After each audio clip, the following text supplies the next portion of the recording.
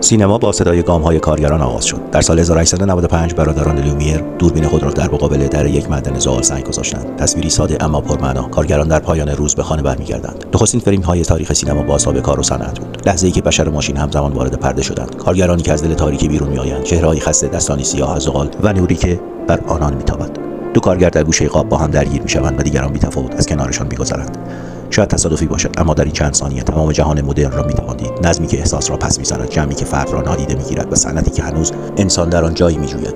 چند دهه بعد در سرزمین دیگر، در میانه دگرگونی بزرگ رضاشاهی، دوربینی دیگر روشن شد. این بار نه برای خروج بلکه برای ورود کارگران به کارخانه‌ای به نام وطن، واژه‌ای که خود نشانه میهن و پیشرفت بود. میان این دو تصویر بیش از 30 سال فاصله است، فاصله میان تولد سینما و آغاز صنعتی شدن ایران.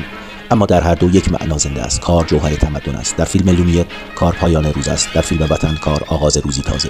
سینما در غرب از دل صنعت زاده شد و در ایران صنعت به دست سینما جاودانه گشت.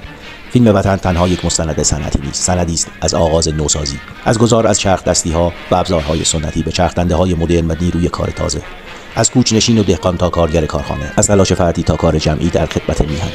این همان لحظه است که دوربین تاریخ را ثبت می‌کند، نه فقط تصویر ماشین‌ها بلکه روح زمانه‌ای را که می‌خواست مدرن شود. مستندنویسی صنعتی از همینجا معنا پیدا کرد، روایت کار، پیشرفت و ایمان به آینده.